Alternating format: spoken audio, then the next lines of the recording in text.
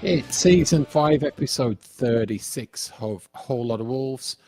I am Paula Page. This week I've got Danny with me on the socials, Good evening. and our cowboy hat wearing, Bovril drinking, Balti pie eating wanderer has returned from his first pilgrimage to the Golden Palace. It is Josh Buckley. Straight into it, Josh. Just tell us all about it.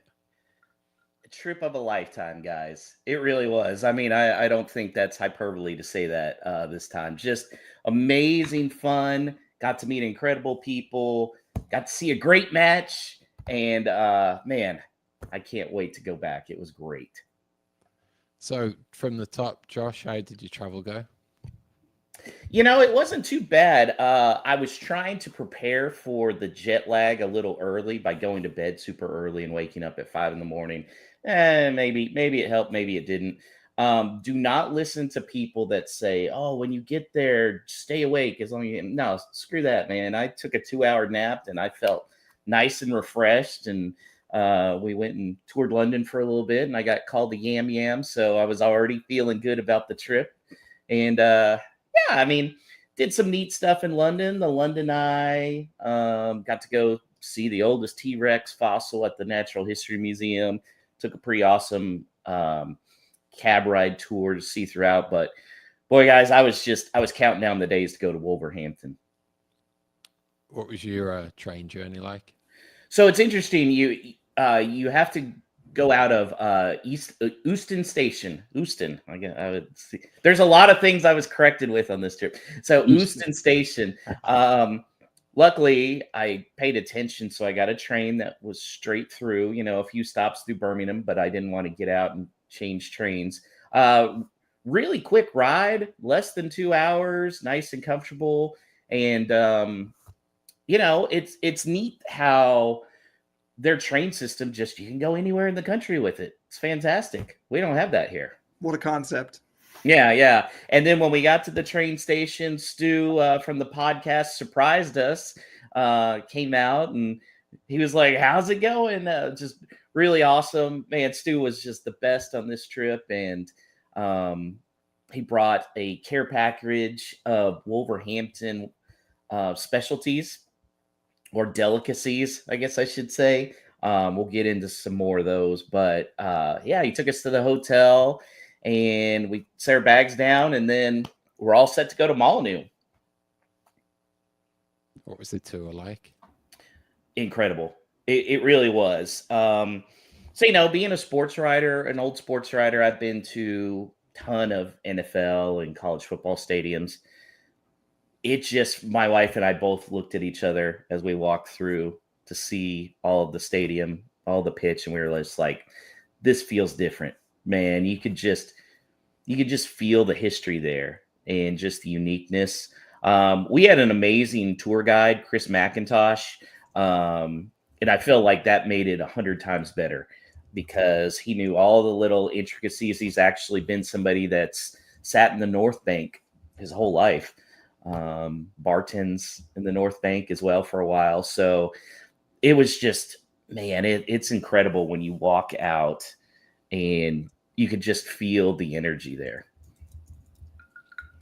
I also loved, by the way, they took us to the visiting locker room, which, Paul, have you seen the visiting locker room? Not in its current whenever like the last update. So what they've done is they've taken the minimum allowed by the Premier League and added like an inch. They had to, the bench only had 3 little planks. They had to add a 4th one according to the EPL. So it's like super tiny in there. Like you could barely fit a tour in there. And then they put this giant column in the middle for no reason whatsoever. It's not weight bearing whatsoever. Just to really like make it so you can't see. And the tour guide was talking about how like Manchester United hates it. You'll see a lot more guys on the pitch before the game because they can't stand being in there. It is the smallest visiting locker room in the EPL, which I thought was just hilarious. That's so amazing. Mm-hmm. So let's get to the part that everyone, meaning me, wants to hear about. What was the pub hopping like? Which pubs did you go to? So we started out, I met Stu and then good friend Adam Price, also from the podcast. They met us out there. We went to Spoons to start off, had a couple of pints there. Now, look, I can't remember all of the different ones I tried, right? I do vividly remember, though, the plum porter at Spoons, which was really, really good. I really enjoyed that. My wife had two ciders that definitely set the tone. Uh, above hopping because one Black Dragon was 7.2% and the old one was 6.8. In fact, Stu got her the Black Dragon, and Adam was like, "Are you sure? Like this is like rocket fuel," and it was. So then we went to was it the Lynch Gate? Yeah. Which was really cool. It's a building from the 1600s. I mean, here I am drinking in a pub that's older than America. Like, how cool is that? The guys did get a laugh because Laura got lost to find the bathroom because you have to like take 4 different stairs, and they're like, "Oh, she got lost in the smallest pub in the UK." But that was great. And then they took me to the Gifford Arms, and boy, oh boy, the descriptions do not do it justice. Sat in the chair, had a majorly drunk guy talking to me, singing songs. And his name was Stu. Yeah. And the outfits were crazy. There was one guy in like a leopard outfit. Another one was totally wearing a pimp hat. Just, yeah, that was something to experience. That there's a giant bat outside, just hanging there. So, but we did sit in the chair. So, I guess if my wife's pregnant in 9 months, we know why it's the chair. What, like that's pretty much like a standard Friday night out in England. So how's that different to America? Would you think? Like, I mean, bar just hopping over here. Yeah, just the history of the pubs. I mean, they all definitely, they're not just regular bars. They all seem to have a unique flair to them. I mean, really, that's the Lichgate when we went in. It kind of felt like one you could see like you could feel in the 1600s, people just sitting around, drinking some pints there, just the way it was set up. So they all have their own unique feel to them. So with the hotel, that was opportunity to see the players as well then? Yeah, so look, the Novotel, you're not staying there for 5-star service, right? Solid hotel. Did not have a phone in the room, which very much confused me. Hey, it is what it is. But the players being there totally makes it worth it. So my dad and stepmom arrived on match day. And so we're going up the elevator, and there's Doc just in the elevator. I'm like, "Oh, hi, Matt Doherty. You mind if I get in the elevator?" He's like, "Yeah, sure. Come on in." So get on in, talked to him very briefly, found out he was starting, got a quick picture. And then we went downstairs. And so before they get ready, some of the guys were around in the lobby. Like I saw Andre getting ready. Got to see Cunha, got a picture with Cunha, gave him a Houston Wolves pin. And then when they're coming out, they go through the lobby to go to the bus. And you can usually call them over for a quick picture or something. So I got João Gomez to come over, and João said he liked my hat, which, yeah, that was awesome. Got Vitor to come over, Huang, because, my wife's Korean. So, of course, we were like, come on over. Let's see. Rodrigo Gomez came over, big old smile, probably about as big as when he scored later in the match. Like, so that's cool that, you could just see them all right there. They're just like normal guys getting ready to go on the bus to work. A lot of fun. And we gave some of them Houston Wolves pins. So hopefully they have it on their bag or something. Were other fans there like yourselves? Yeah. There were some other fans, and I don't think all of them were Novotel guests either. It wasn't overwhelming. It wasn't like standing room only or anything. But there were some people that just wanted a photo. There were some people that were just standing back just to clap. and welcome the team to get on the bus, telling them good game. So that was really cool. So what was the build up to the match like? Did you get to see much around the stadium? Yes. So before the match, now after the tour, my wife and I went to the mega store and spent $200. Well, then we went back to the mega store with my dad the next on match day, got some stuff there, which is really cool. By the way, guys, everything is on sale there, so you find a lot of great deals. We'll say that, just absolutely great deals. So then we went to the Worldwide Wolves Lounge, which is where people that are traveling internationally are invited to go. And as soon as I walked in, Wayne, who's one of the ones who helps run that Worldwide Wolves Lounge, he immediately, Josh, come on over. And the first person to wear the hat in the lounge was Kenny Hibbert, Paul. Excellent. He liked it. Just big old smile. Got a whole bunch of people from around the world to wear the hat. We had Scotland, Sweden, Berlin, Telford. Just really cool.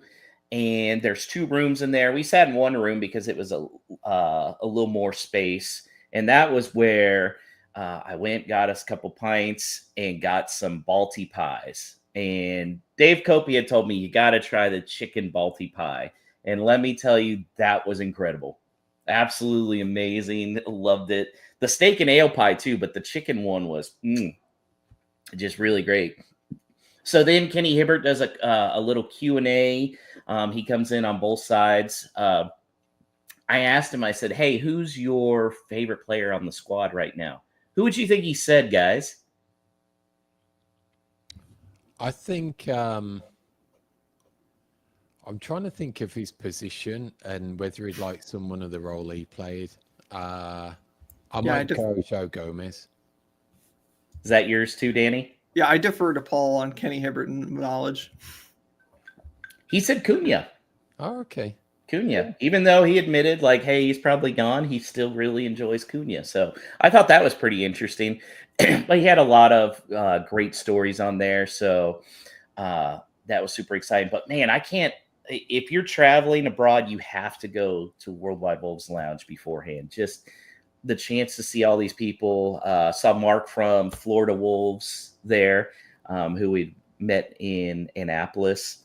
So that was really cool. And then, friend of the podcast, Russell Jones, stopped by to say hi. And Todd Newton, who those of us that have traveled to the U.S. events know, he stopped by to say hi. So I got Todd wearing the hat. So it was great. It was just really, really, and this kind of goes with everything with Wolverhampton. Everybody's so welcoming, so nice. It's like, man, you had to be scared to death that people were going to steal my cowboy hat. That was never in doubt. Never in doubt. So what about the match itself then? Your first one overseas watching Mulv? It was amazing. Okay, I've been to a lot of games before. It was incredible. You walk in and people filing in. There's not an empty seat as soon as the match is starting. Hi-ho Wolverhampton is an experience you'll never forget when doing it the first time. Just incredible to hear it ring out. The only thing I could compare it to is when before Alabama games, we play Sweet Home Alabama, and between the lyrics, roll, tide, roll. So very similar to that, but just getting in, feeling all the energy. I'm not going to lie, Paul. I teared up a little bit. I'm willing to admit it. I teared up a little bit, and it was just because there's so much energy there and so much emotion, and the crowd was so into it, and it was just really awesome. So we were sitting in the North Bank lower standing section, which that's the way to go, guys. If you're traveling from overseas, you got to do the standing safe area because they have the rail. My wife and I didn't sit down the entire game. Just a ton of fun. And we were right by the Leicester fans. So there was a lot of banter going back and forth. I especially liked the chants at them saying, you're going to the championship with the Albion. That was good times.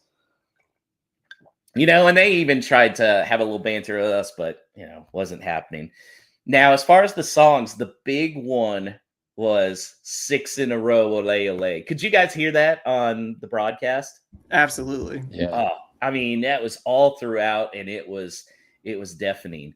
And especially then after Wolf scored, and really the energy was there. Like it was just constant songs, constant chants. It turned into a big party, which was just awesome. What was the vibe on Cunha like at the ground, but then also like in the pubs in general? If you talk to people, if you talk to people individually, there's obviously frustration with Cunha, but at the match and as a whole, he's still very much loved. There was a lot of doo-wah-diddy being sung. Every time he gets the ball, come on, Cunha, you can do it. You could during the match, you couldn't feel any bit of hostility to it. And I will say, when I met him, obviously brief conversation, but super nice guy. He said, thank you for the Houston Wolves pin. So whatever's going on the behind the scenes, everybody basically knows, hey, he's going to Manchester United. Like everybody said that. But as far as during the match, like there was no you never got the impression, like we've talked on the podcast, that maybe he should sit down for the rest of the year. There was not that impression at all. And especially after that match. Holy cow. Would you say there's anything, two sides to this? Is there like major differentiators compared to US live sporting fixtures or an MLS game? Or the reverse? Is there anything from over here that you were looking for or didn't find going to watch the Wolves? So the big thing is just the crowd makes constant noise throughout the match. There's never a point where, if you go to a lot of sporting events, you can hear stuff, but it's because of people chatting. You don't get that over there. If you're hearing something, you're hearing the songs going. Obviously, it's a little interesting going to a place where all of the visiting fans are separated from the home fans. We don't have that in the U.S. You can definitely see why when during the match, the banter that's going on. There was definitely a few fingers flying around. Like a lot of language. I do laugh if people are like, oh, this Cunha, what about the kids? I mean, you go to the match, what about the kids? Fuck them kids. So that was probably the biggest thing I know is they keep up the energy in the atmosphere. Now look, guys, I went to a 3-0 game, so that probably did play part of it. I'd say. However, even when you go to like exciting college football, the only thing I could compare it to was a college football game. NFL games, you have nothing close to this. And I'm sure that would piss off a lot of Americans. You can't compare. Baseball, none of the sports, because there is those lulls where the crowd's not into it 100% of the time, all of the time. Were any perceptions warped from watching on TV predominantly? Like, was anything totally different, or you had to look twice at something because you're so used to just watching from that angle of the main commentary and gantry? So the big thing is those poopy little scoreboards they have. They obviously don't show much. I still haven't seen a replay of the actual Vardy penalty, not the penalty kick, the penalty. I mean, it was on my side. It was definitely a bullshit call. Like you could tell immediately. But yeah, my wife turned to me at one point and she's like, there's not a scoreboard here. I mean, you could see like they have the clock a little bit up in the top, which I was pleasantly surprised to see. It does keep counting after like the 90th minute, because I know there's some MLS stadiums that don't. But yeah, that's the big thing, is there's not the the big jumbotrons. They show a few replays after goals and everything, but it's not like US stadiums where there's replay after replay and then there's stupid games and stuff on there. Like, no, they would put stuff on there for like, oh, somebody's birthday or whatnot. So I think it could be cool with bigger scoreboards there just for more replays for the fans. All right, so you saw the points. Now for the pints. Where'd you go afterwards? We went to Spoons, so we did have dinner with my parents afterwards, so we were a little later. Met Stu at Spoons. I need to post that video. It's 3 hours after the match, and they are still going nuts. For the first hour, we're there, like singing the whole time. You know, there was in the pub, had to be this little 8-year-old, you know, he's waving around something for an hour, jumping around in the pub. It was great. They're just going crazy.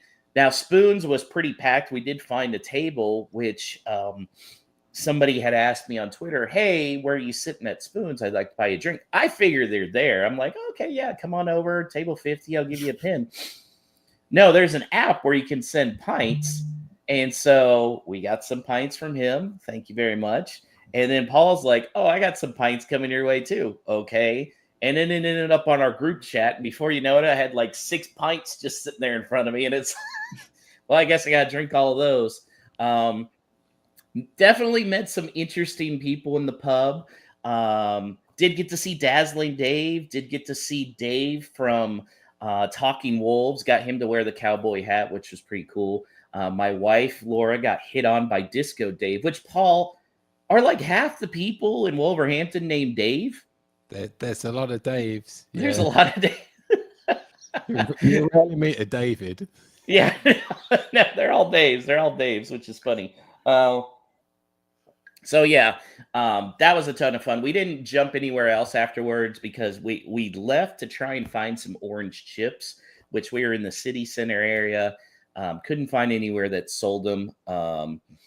And after Laura had been hit on by Disco Dave, it was like Indecent Proposal Wolverhampton style, where he had this bag of stuff and was trying to trade 30 minutes with my wife. 77-year-old man. And I would have said he was completely trash, but he was drinking a Stella 0.0. So that wasn't the case. And then we talked to some 18-year-old kids in the pub that were drinking with braces. So, you know, there we go. And came up on another guy who we asked, do we know where orange chips are? And he was asking where we knew there was chicken when there was chicken around. And then he gave me a kiss on the cheek twice. So both Laura and I were kissed after the match, after Wolverhampton. So we determined probably after night, we're just going to go out with Stu if we're walking around the streets. Just overall thoughts, the city, the trip in general. What made the trip so special was the people of Wolverhampton. I don't know how it gets any kind of a bad rap. These were the nicest. I didn't meet one even like semi-rude person in Wolverhampton. Everybody was so nice. Everybody was so welcoming. Like, they really make you feel at home.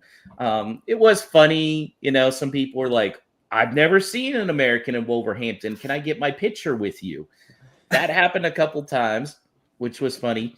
And obviously I was tweeting about it all throughout the trip.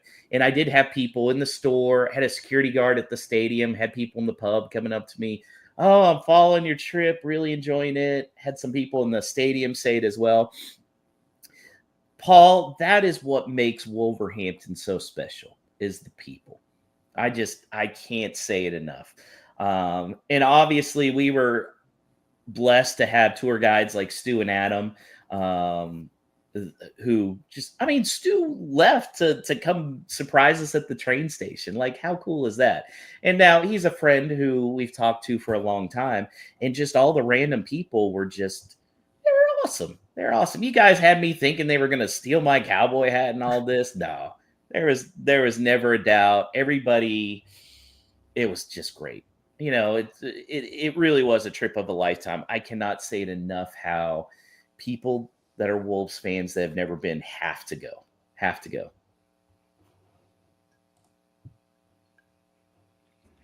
So, on to the game then, Josh. Let's do it. So, yeah, 3-0 Wolves win. It was a little shaky kind of early on. It felt like they needed to get into the match, but when they did, oh boy. And it was the Matheus Cunha show. 93% pass completion, 9 dual ones, 5 key passes, 2 assists, 1 goal. And the assists were, I mean, way better than the goal. The assists were just top notch. What do you think, Paul? Best performance by Cunha in a Wolves shirt?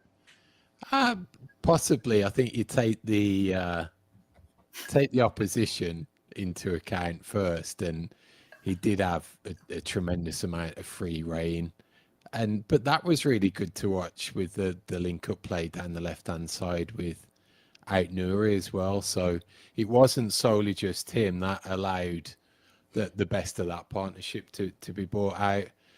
I'd probably need to go back, but even though it was a loss, when he was just bossing that game against Man United when we lost 1-0 in Gary O'Neill's first game, that really made him stand out effectively in my eyes.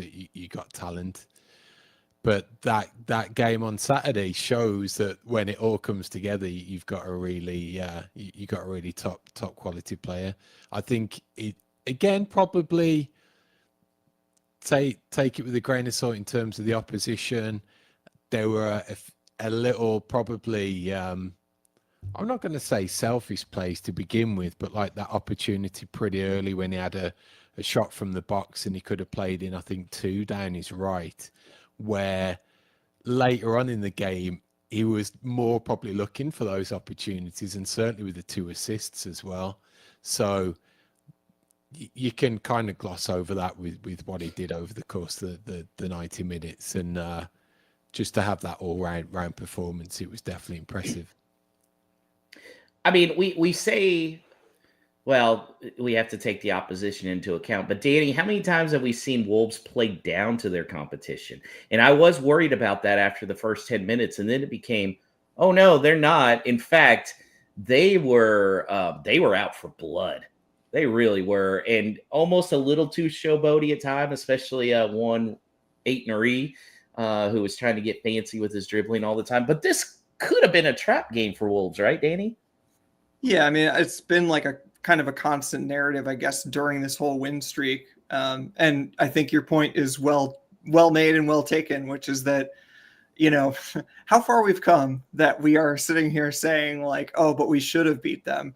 When I distinctly remember the first year I started following Wolves, that we played a team called Huddersfield, who got 3 wins all season, and 2 of them were against Wolves.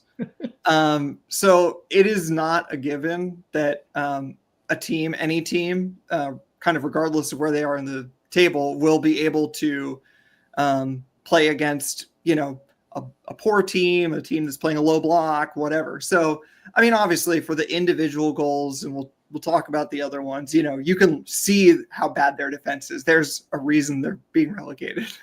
But at the same time, I mean, Wolves never really got into second gear. I mean, they didn't have to. They managed the game well, which is kind of the common thread for Vitor's whole time here so far, is that we now manage games pretty well. Yeah, we really do. And Paul, so Cunha had made it 1-0 on just a nice little redirect. Strand Larson, he was definitely looking to score, had a golden opportunity that he missed. And then a few minutes later, had that beautiful pass from Cunha. That was on the other side from me, but you could just see it developing, and that pass was, oh my God, just an incredible pass by him to put it away. Yeah, it really set that whole move up, really. But then I also think that Strand Larson deserves a great deal of credit on that, just for how he took care of the pass. It's one thing to do a really good ball, but it's another thing to look after it and make it worthwhile. And he definitely did that with the way that he not only read the pass, but was able to apply the finish as well. And that's what I like about him, you know, because he was involved at the start of that move as well. So criticism may come that why he's not a big number 9 bullying these centre halves. He can't hold up the play as good as some other, dominant big number 9s have done in the past or whatever. But the start and end of that highlights the facets of his game that he's got. And if you're in that position and you can slot a ball away and put it in the back of the net like he did, I'd have that every day of the week. And I think he's going to get better holding up the ball, Paul, because he has that desire and that feistiness to be mean, to be that bullying guy. So I think I wouldn't be surprised if this next year we start seeing him be more of that hold up forward that you're talking about. We have a YouTube user on here that just said the developing play is what you don't always get when watching on TV. Very true. You could see that Strand Larson goal and the Rodrigo Gomez goal being set up in person, and the crowd feels it too. Now, it helped Cunha was like breaking away on both of those, right? But you could just kind of feel the energy. I wish I had gone there when Adamo was there. I can only imagine what that was like. He's a free agent, guys. He could still come back. Plus, okay, for those that don't know, that are listening to the podcast for the first time, I have to find a way every time to mention my boy Adama Traore. So there you go. This is where you're going to lose all those hundreds of followers now. He's already burning those bridges by trashing beans on toast. Yeah. Sorry, we'll get into the beans. So Jose Sa was able to preserve a clean sheet after a really ridiculous penalty in which Jamie Vardy was awarded.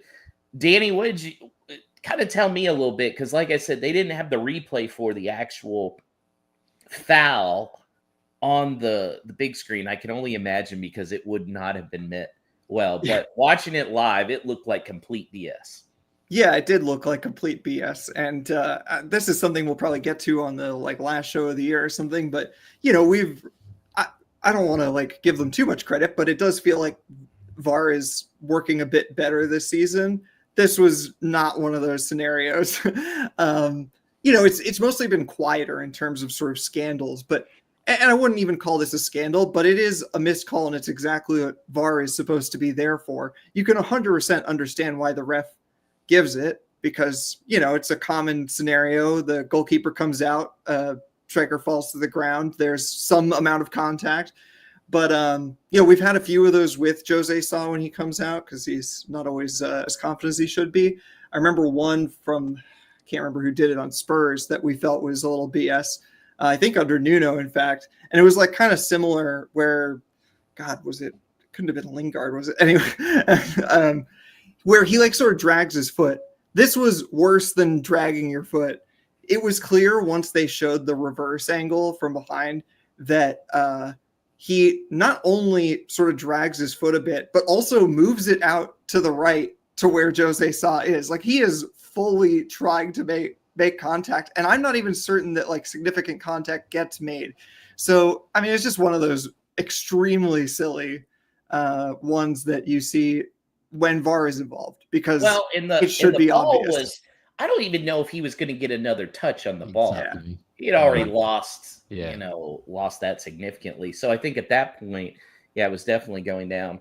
Obviously, I was not thinking I was going to see a clean sheet at that point. So, Paul, when Jose Sa saved that, I mean, stadium went nuts. I actually told my wife, I was like, 3 goals, that's pretty awesome. But even more rare, we saw a penalty save. I got really lucky, guys, on a match. I got to see a penalty save too. Holy cow.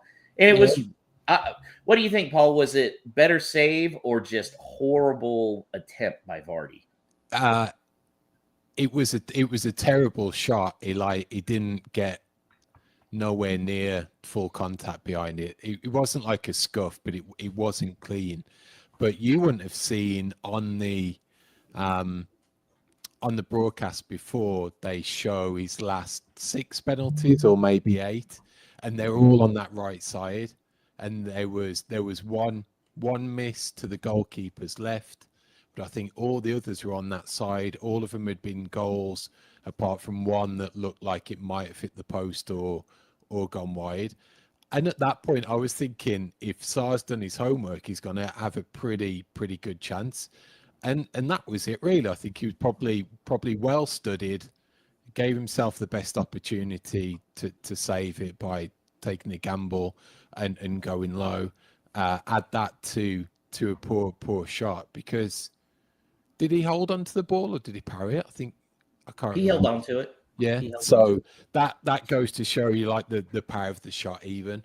But it's still for the live crowd, and even at that point in the game, that could have swung momentum. So you celebrate it like a goal, and you give Yeah. Sarr a pat on the back, because he didn't deserve the decision.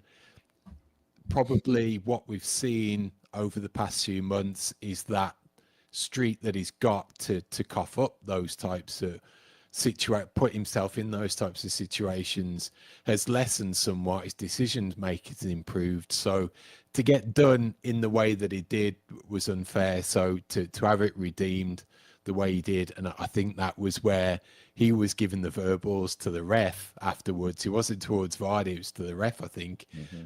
Fair play, Jose Sarr, on that one. I'm actually stunned that he did not get a yellow card for that, because I was trying to ask people who were there, like, was he actually pointing at and shouting at the ref? Because that feels like an instant like yellow card. If you're arguing the call after the point and after you saved it, that's like that. I mean, honestly, props to the ref, because I think anybody would give him a yellow card for that. And the American, I don't know if they have this saying in England, Paul. That was definitely the perfect example of ball don't lie. Just, I mean, a little bit of redemption there. Should have been a penalty. Saw got it. Yeah, man, that was awesome in the stadium after that. Like, everybody was going nuts. Or is it ball a lie? Ball a lie. Ball a lie. And then there was one more goal, and it came from my boy, Rodrigo Gomez. He came in. Here's one other thing, Paul, that I noticed. You don't look at your phone like during the match. At no point did I pull up the phone. A couple of times I was, because my phone was going ballistic on this trip with all the tweet notifications and everything. And obviously we have our own little text chain that I was seeing through, and I saw Alex was like, "Uh-oh, Josh's boy coming in." And then he scored, and that run, I think it was after the fact that you really realize how special it was that he threw it in way back in Wolf's side of the pitch and just outran all of the Leicester players. Another brilliant pass by Cunha, and put it away on first touch. Rodrigo Gomez is a superstar. He's going to be better than Neto. Because I think the way he plays, he's not going to be prone to heat checks like Neto was, where he just shoots some ridiculous stuff because he's feeling it. What do you think, Paul? There's potential there, obviously, and I'm just intrigued at this point where that's going to fall. Like, is he heir apparent to that right wing back berth? Again, talk this week of possible contract extensions, or at least being talked about by Semedo. So is there possibly there? Probably, because it looks like we got to remember that he was originally signed last summer, where O'Neill was playing with those distinct two wide forwards and the central striker. Now it definitely seems, or the reports are, that Vitor wants the number 9 and 2 10s either side. He probably doesn't fit that role, so it probably is up to him to craft that wing back berth in his own mold. But what I would say to that is he popped up there from the left hand side. He started on the left previously as well, so he's got that potentially versatility in his locker as well to do it on both sides. So that will stand him in good stead as well. I think he's also a guy Wolves fans are already taking to because of the fact on how hard he plays. The guy doesn't walk at all when he's out there. He's, as soon as he runs onto the pitch, he is full go. Really fun, just amazing to watch. I can tell he's going to be a fan favorite, like even more so than he is very soon. Which, by the way, guys, I don't think I told you. Probably João Gomez, I heard the most positive things about. João Gomez is beloved in Wolverhampton, and they're still worried he's going to leave. I had to tell people, don't worry. World Cup's coming. Him and Andre stay in a year. It's okay. Let's calm down. So Coady got a good reception as well. I may have heard it from somebody in the know that he will be coming back unless there is some definite change of mind. That deal was done with Leicester City, by the way. Leicester backed out because of Dawson's medicals, and Coady was already packed for the trip. So, guys, what do you think about Connor Coady coming back to the squad next year? I'll start with Danny because I know he's a little hesitant. I am a little hesitant, maybe even very hesitant. I do not know if he can still contribute to a team who is aspiring to be mid-table, let's hope, or maybe even top half of table. I've heard several people say that, he's in a terrible team and, he's not going to be starting and to play some cup games and whatever, and he'll be good in the locker room. And I kind of agree with all of that. I'm sure he'd be great in the locker room. I am less convinced that he will be able to keep up, especially with how we play. I mean, we're talking about probably him playing that center back role, and it's just kind of an odd swap out to take out Agbadou and put in Coady. So, when you think about Coady next to, we all expect Santi Bueno to go, but it's a useful comparison because Santi Bueno is not particularly physical. And so it's like, suddenly, do you have a problem on your right side? We haven't really seen tons of Giga, Yersin Mosquera coming back. Who knows how he's going to be? So anyway, I would certainly not call it a priority. The one other thing I'll say is that I'm like a little bit concerned about the idea of this being like kind of a good PR move and everybody will love him to come back. And I'm sure they will. Fans will still love him. No problem. But I don't know. I just feel like a lot has changed since then. I don't want to, put too much out there on this stuff, but it's like, I think like a lot of fans' relationship with the club and the way that they like trust them, and especially Jeff Shee has like changed since the time he was there, especially like the way that him and Saiss were sort of dispensed of. It's just like the idea that he's going to be a PR win for them and he's going to toe the company line. I just don't know. And the main thing is I don't know that I want to find out, how he has to deal with that. So I would rather let it be and just remember him for what he was, but who knows? Paul, what do you think? Coady coming back? I think there's scope for it. I think one thing we'll have to factor in is that homegrown quota. Especially with Doyle probably at least going out on loan. Yeah. I think that factors into it, like with Dawson obviously out the door. But Danny talks to a lot of good points that we play totally different now as well. That we don't play a sweeper anymore, and that's where he's excelled. Sure, he's had some minutes and played a lot of games as more of a distinct centre back. So I'm not totally out of it. I can see it in some way that it could be if Santi Bueno goes, I could see him coming in as that particular cover, but for that right-handed, the right side centre half spot, where he's got a more of a distinct role to play, like Doc is doing now. There's not as much emphasis on him, for example, to be challenging for headers and doing that dominant role of in the centre of the three. So I think that factors into it.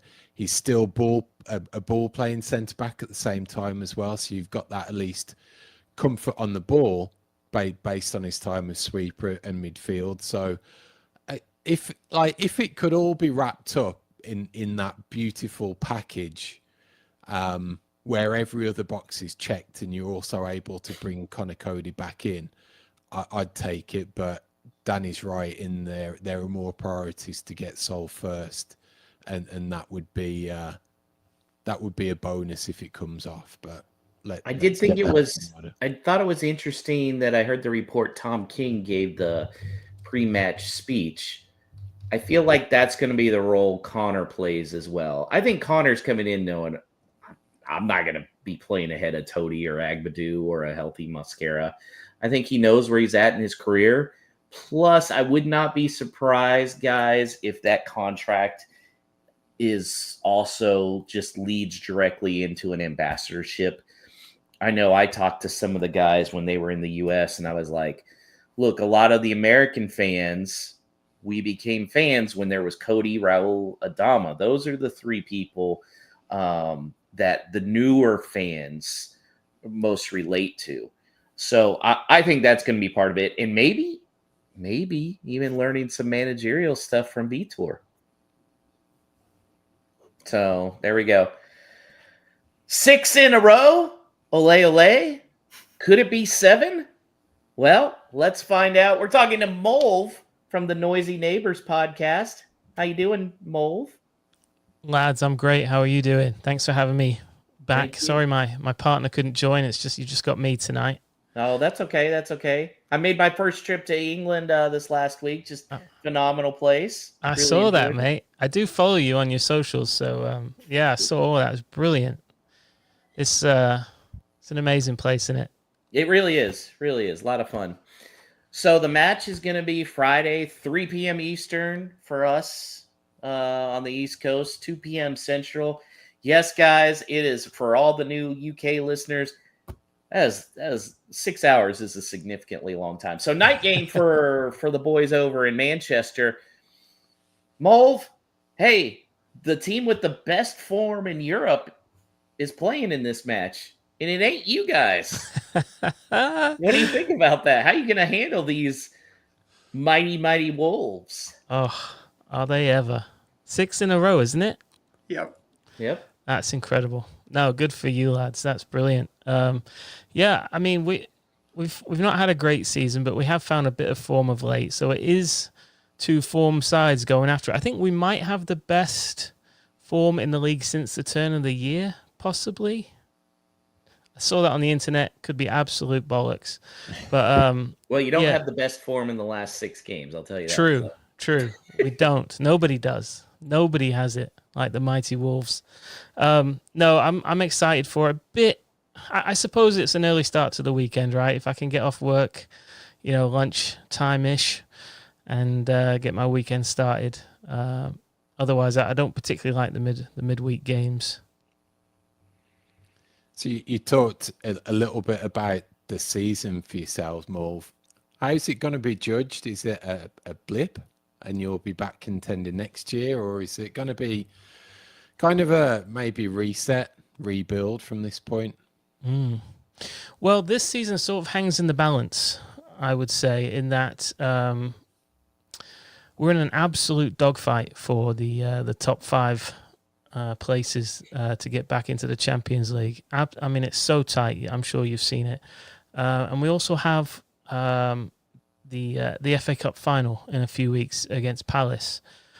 So to say this has probably been Pep Guardiola's worst season at City, if we were to, complete both of those 2 things, I don't think City fans will consider it, a loss. I think they'll consider that a good season. Is my point. I think from the club's perspective, though, when Pep's on record as saying he's not enjoyed this season, we haven't been good at all.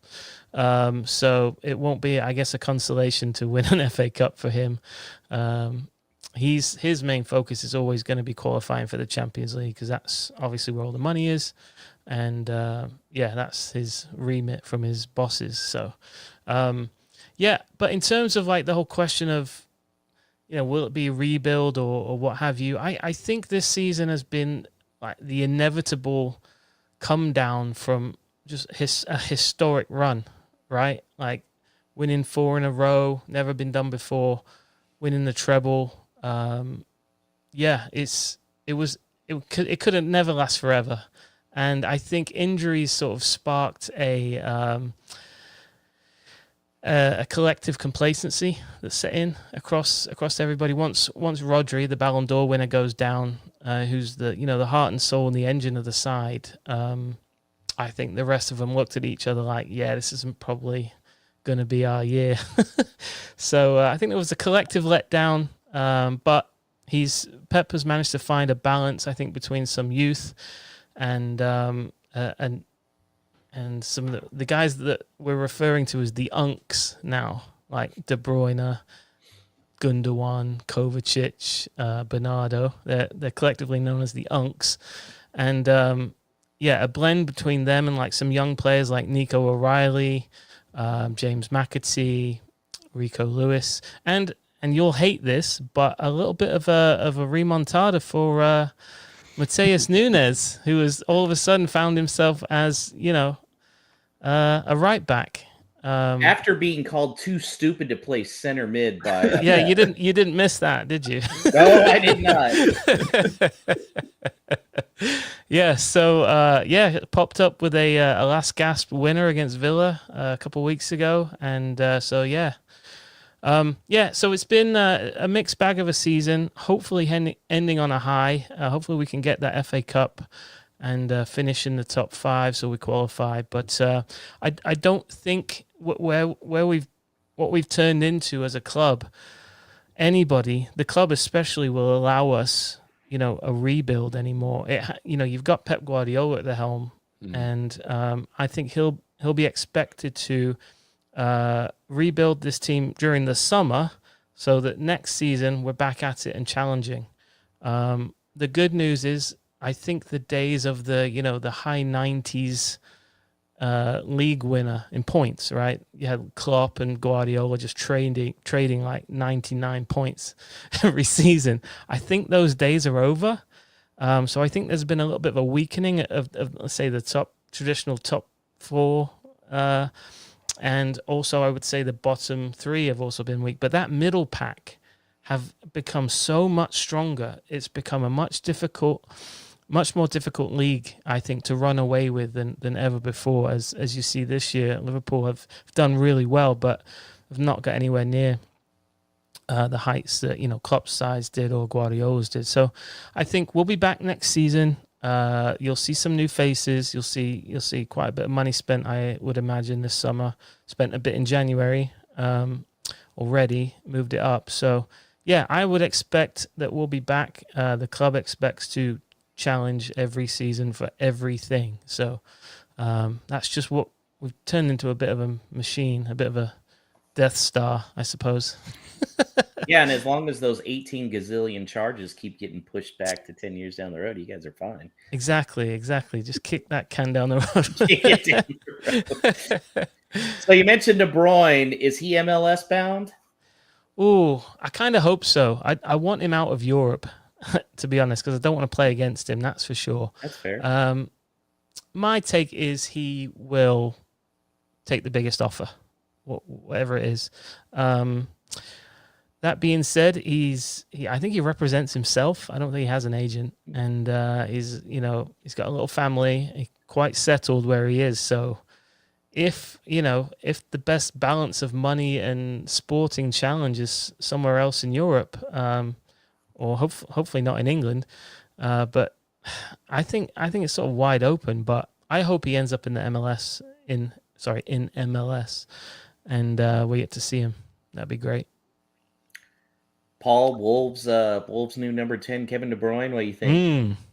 Well, there's those two number 10s to complement that central striker that he's looking for as well. So he's always had good form down the Molineux. So I'm probably the same as Mulv. I either want him playing for Wolves or hey, not. since it's a free, we could just use all of Cunha's £62.5 million on De Bruyne's salary, right? Well, here's the thing. I'm looking at the table and I'm seeing you guys sitting happily above Manchester United. So I'm not sure why Cunha would take a step down from the mighty Wolves. It's all about the Benjamins, baby. To play for the 14th placed and dropping Manchester United. So on to Friday, Mulv. how do you expect the team to line up? Any potential return for Rodri, Haaland, and then wrap all that into a score prediction if you can? Yeah, so absolutely not on Rodri or Haaland. Like I said, he's found a little bit of form with a system and a set of players in recent weeks. So I think you'll see the system stay the same. We'll be very packed centrally. We will likely not play with wingers. And if they are wingers by trade, they will be tucked inside regardless. So he's been kind of doing this 4-2-2-2 thing. So clogging up the middle because we're terrible against transitions. So if Wolves have ideas of transitioning on us, we will try to stop that with the Unks and their failing legs. So you'll see us try to clog up the middle. In terms of a prediction, it's difficult. I would have said if you'd have caught me like 2 or 3 weeks ago, I'd have told you I've got no clue because we didn't know from week to week what City was going to turn up. Yeah, we know that feeling. Yeah. I would say of late it's been a lot better. Something has clicked. I don't know exactly what, but it's going to be tough with the form that both teams are in. Let me ask you: how do you predict Wolves will play? Will they low block or will they come out and play? Or I think they'll from these past 6 weeks, the team has been the same bar injury. So he's kept it very, very solid.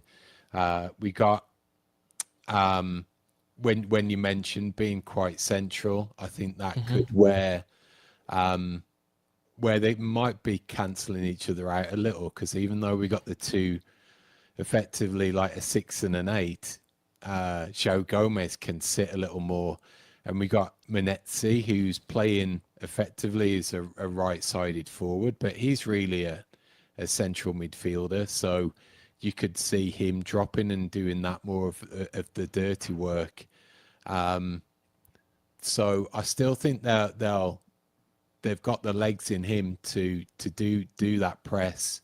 Probably Cunha's justifying keeping his place, and I think Vita will start him just to play the best 11. So that gives us some type of out as well at the same time. So I don't think we'll be like ultra competitive in the press, but nor do I feel that we'll be 10 men behind the ball and trying to soak up the pressure. Yeah. The difficulty we've had obviously with Haaland out, but by playing a load of midfielders centrally, it's made us more stable and less susceptible to transitions, but it's really hampered our creativity. So you could catch us on a day when, we don't create that much, and you catch us on the counter attack, and as you've done with previous managers, you've beaten us that way before. So I would imagine if Wolves were to win, it would look a lot like it did when they've beaten us previously. We have a lot of the ball, but you catch us sleeping at the back, and you haven't still got that fast fella, have you? Traore. Oh, no. Okay, not. thank God. But we got Cunha. All right. I'll watch out for Cunha. Joey, and I swear to God, if I hear you on your podcast after this match talk about how you guys need to sign João Gomez or Andre, I will come punch you in the nuts. Fair enough. We'll be doing a bit of shopping this weekend. This summer. So, yeah. Tell them to have an off day. My João alone. Mulv, thank you so much. It's always a pleasure. Are you going to do the little beat for us? We did it on our show. Oh. We did our podcast yesterday. Oh. And so you'll laugh at this. So I was asking my partner on the show, Joey, how he thought Wolves were going to set up, because what I said was, I've not watched a whole lot of Wolves. And then he obviously started doing the song and that. So we did it on our show. So what an honor! Check that out. Yeah. Yes. You got a mention on our show. You usually do, to be fair. Every time the Wolves game comes up, you usually get a mention. So, yeah, we're big fans of yours. We're big fans of you guys, too. It's the Noisy Neighbors podcast. Check it out. Wolves, Man City, Friday. Thanks, Mulv. Appreciate it. Thank you, boys. See ya. Bye. Well, guys, I think we all agree we're going to see the same starting 11 barring injury this next match. So let's go straight into the predictions. While I was gone, these were the selections. You had Danny. Everybody got a point. Danny had a nice 3-1 Wolves win. Very close. Alex had 2-0. I don't know if I had sent it to you guys. I had 2-1 Wolves. And then Paul pulls out the 3-0 Wolves. I remember when I was listening to it on the plane, I was like, man, I hope I get a 3-0 game. Yeah. It's so fantastic. So now it is very interesting. Obviously, Danny's running away with it, 33 points. We got Alex with 26. But Paul, you and I are tied at 21 points. Uh-oh. Amazing. So, Danny, what do you got this week for the match? Oh, I desperately want the 7 in a row. I don't know that it's in the cards. Like Mulv said, they haven't been off light. Like, especially when you're down at the bottom, you're really not thinking about what City's doing, and still stuck in my brain is their early season form. And I keep thinking about that, but that's not really relevant anymore. I could see it being a bit like Paul said, where it's a bit attritional. I'm just going to construct a narrative for it, and I have no real reason, but I imagine Wolves scoring sometime in the first half. And so there's a lot of time for fans to be singing 7 in a row, ole, ole. And then a quick City double near the end. And the streak comes to an end. So 2-1 to City. 2-1 City. Paul? I really shouldn't, but I feel the win, but I don't want it to be. Do it. I don't want it to be wasted, and by wasted I mean that it'd be great to go there, but I want these wins when there's something at stake, Right? Like that win to get you to Wembley for a semi-final, or that win to cement like 7th or 6th and guaranteed Europe. So or first. Or a first ever 7 in a row win streak. Again, I think I said this maybe last week or the week. Let's just ride the enjoyment of this season and what it has been. And let's run that, because he mentioned his name, let's run that Adama game back totally and go 2-0, 2 Cunha goals on the break. I mean, before you go, Josh, I was just thinking he didn't really show up at Old Trafford, but if he's trying to court a move to Manchester United, it wouldn't do him any harm to score a winner at the Etihad. And also, I just want to say, if it does come off and they win, there's going to be a motorcade back down to the Weatherspoons from Manchester. Oh my God, yeah, that'll be nuts. I like that Paul did this, because now we're tied on the points, so I don't have to worry. I can be a homer and keep all of my new UK fans without giving up points to Paul. Let's go. Oh, I'm going to say 2-1. Very squeaky bum win. Very squeaky bum win. Let's hope so.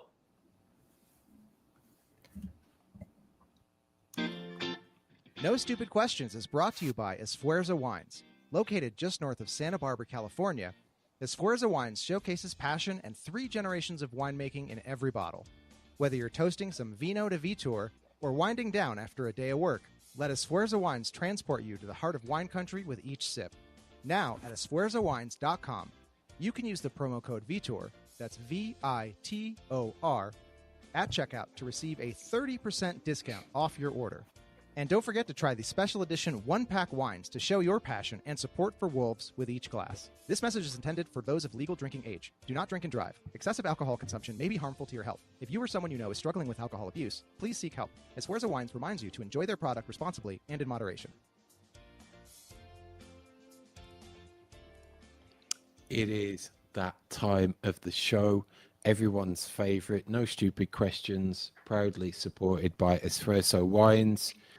Each week, you can get in contact with us and ask us anything you would like about Wolverhampton Wanderers, this great football team we support, across the socials, on X, on our Facebook, or by email to hello@wholelotofwolves.com. Put a special Josh Tripp spin on it this week. So 2 questions to cover. First one is from Drew Freakin on X. And he asked Josh, was there anything that you wished you knew before your trip or would have done different now in hindsight? So I think the biggest thing is I wish I knew before the trip that orange chips can't be found in the actual city of Wolverhampton. I know Adam told me that first night we were there, oh, you'll have to take, an Uber somewhere or whatnot. I still thought there would be some place with orange chips, so I didn't get to try those. That was a little disappointing. And I didn't wake up in time, probably because all you bastards sent me so many pints at Spoons. I didn't wake up in time for breakfast, and so I missed out on black pudding at the hotel. So yeah, that was a little bit. Those were the 2 things I wish I had experienced, was orange chips and black pudding. Duncan Norton on X says whether there was any bad experiences. So Stu brought this nice little care package, and it had Banks's beer, which was pretty solid. I liked that. It had Frenchy Frenches, which really hit well after a night at the pub. And it came with the Bovril. Bovril?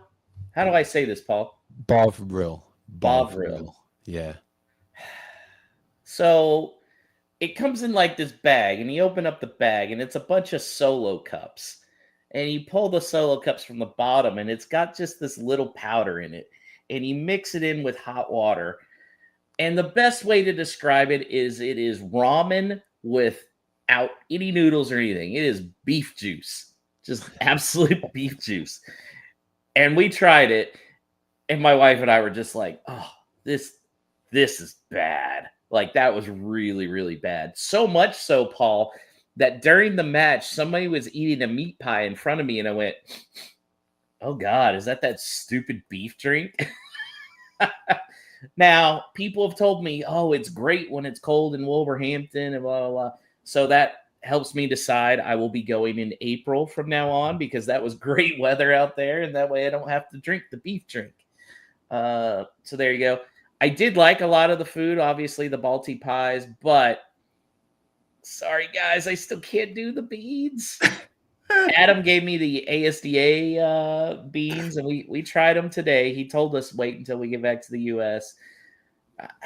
We got a couple breakfasts with beans. I tried it. I don't know. There's too much tomato saucy stuff in there, Paul. So, and you know what, though? If the only bad experiences I had were drinking beef juice and having a 77-year-old woman desperately try and pull something out of his bag of whatever to, spend 30 minutes with my wife, overall, pretty good trip. Best thing about streaming live is we can answer no stupid questions in the chat as well. So one's come in that is related. It is from Joe D on our YouTube stream. And he asked, Josh, did you get to have a proper curry or get to the Great Western? Unfortunately didn't get to the Great Western. So I think that's going to be one of the first stops there. Danny's shaking his head. You got to blame Stu for that one. Blame Stu for the Great Western. It was a great comedy bit. Yeah. As far as the curry, yes. So Novotel had a curry of the day that I had. I liked it so much I had it for dinner 2 nights. Like, just fantastic. And that was just the curry at the hotel. Huh? And that was just the curry at the hotel. Yeah. You can taste there's such an Indian flavor to a lot of things in England. We noticed that. Even the Balti pies, definitely you can taste the Indian spices in there. So, the joke was I was going to come back looking like DJ Qualls. Actually, for the most part, I really liked the food. The Cumberland sausage, also fantastic. Had that a few times. That had a little bit of spice to it. So, yes, I think next time I go out, to Wolverhampton, definitely work in a trip to go get orange chips, more curry, and the Great Western. That was no stupid questions. Again, each week, send those in to our social channels on X and Facebook. You can also email them. Again, hello@wholelotofwolves.com. Remember to use that coupon code as well at espressowines.com, and it is Vitor, Vitor at checkout, and that will be 30% off your order. So this brings a really fun, really great episode to an end, because effectively what I like is that this is exactly what Whole Lot of Wolves has been designed to do, in that it brings people in from North America into our fandom, helps that with that understanding, helps find that tribe, and ultimately, if you get to go, you can really enjoy and appreciate that experience. So I'm delighted for you, Josh. Is there anything that you want to highlight just before we wrap? Yeah, I definitely have to give a few thanks. Definitely to Stu Hall. I mean, I couldn't have asked. He's a good friend. I mean, we already talked to him. I talk with him every day. To surprise us at this train station, to take us out. Stu, man, you were the best. I'm so glad to have you as a mate. It's just fantastic. Adam Price as well, who took us with Stu pub hopping, gave us the beans. He was a lot of fun. My wife loved both Stu and Adam a lot. They were great guys. A big special thanks to Manny Singh. He came to the Novotel to say hi to me, which was really cool. And we sat and talked with him for 30 minutes. Obviously, people know my family situation with dementia, and that's what Manny strives for with his fundraising. So amazing guy. Golly, just everything you see online, that is Manny in person. He is as genuine as they come. Alan Griffiths also stopped by the Novotel to give me this giant stack of like old programs and books that he had, and some old mugs.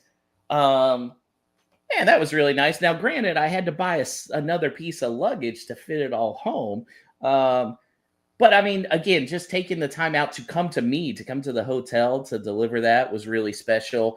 Wayne Devaney, who was up in Worldwide Wolves Lounge, he made me feel like a superstar. My wife was joking she was going to have a hard time getting my head back through the door. Really cool how he took me around Worldwide Wolves Lounge, and he even made a nice collage with everybody with the cowboy hat, which I liked. Todd Newton with the club. We've all met him. For those of us that have traveled to the U.S. events, my dad is a little handicapped, so he helped us get tickets that worked out well for him and everything. So really great. But there's one person who I have to thank more than any, and that is my co-host, Paul LePage. I first started following this little England team because I liked the badge and I liked the jersey. I thought they were cool. And I found Houston Wolves. And Paul, he brought me in. He accepted me. He taught me what it meant to be a Wolverhampton Wanderers fan. And then I've been honored enough that this podcast, everybody jokes like they thank me for it. No, don't thank me. I show up and I get drunk and I talk Wolves. Paul is the genius. He is the creator of Whole Lot of Wolves. I feel privileged that he asked me to be the co-host, and that's giving me this platform, this opportunity to meet new people in the U.S. I already was loving that I chose Wolves as my club, just meeting all the Wolves fans in the U.S. But to go to Wolverhampton and see how, if you're wearing the badge and you're supporting Wolves, you're family out there. No question. And I should have seen that coming based on how Paul has treated me and my family just supporting Wolves. So the way Paul is the greatest guy. I love him. He's one of my best mates. Paul, thank you. Thank you for bringing me into the world of Wolverhampton Wanderers fandom. I'm so happy. I mean, it was really, I felt it right here, guys. Felt it in my heart when I was there. And I credit Paul with me being able to experience this. Thank you, Paul. I'm so glad you're one of my best friends. That's why we do it for. That's why I do it for. It's just worth hearing that from one individual, let alone the hundreds, maybe thousands here in the US that listen to us, that tune in each week, and hopefully, if they've not yet done so, they go over and experience the exact same thing, because it is everything that we strive for. It's everything what Wolverhampton Wanderers needs to be and does in the community, reflected in the people that goes to the game. So it was wonderful watching that through your lens, just because it brings back so much of my enjoyment at the same time as well. So look forward to doing it again, definitely. That brings this week's show to an end. I did want to add, everyone, often with Wolves, we get caught up. We celebrate things, get caught up in the moment, and then sometimes have that habit of kicking you nastily in the butt, which seems to have been certainly the case this week, around the news of the Wolves women team and the potential lack of support had they secured ultimately promotion. It was a tricky topic for us to cover this episode, just because we didn't want to take the shine off that experience that Josh has just highlighted. So we firmly will address it. It will definitely be a topic of conversation. Certainly when there's more facts come to light, we will include it in our end of season wrap up and coverage in due course at that point in time. But let's not take away this wonderful team that we support right now. That experience Josh has had, may it continue for the rest of the season. So with that, thanks to Danny manning the socials, Alex every week for producing those listeners and new listeners both here and back in England. Welcome to the Whole Lot of Wolves flock. Please, if you're new to us, give us a 5-star review, thumbs up, anything that you can do on your podcast listening platform of choice to help support the podcast. That does wonders for us stateside in terms of getting awareness out, and on YouTube as well. Please head over, like our content, subscribe. Again, what we're trying to do is get the worldwide Wolves message out and loud fully in the United States of America. So we will be back next week. We're going to cover everything that happens at the Etihad and then preview a home game on May 10th when it is Brighton and Hove Albion coming into town. So this week, everyone, as you're enjoying that Balti pie or you're spitting that Bovril out, you can turn to the person next to you and just say, "Up the mighty Wolves."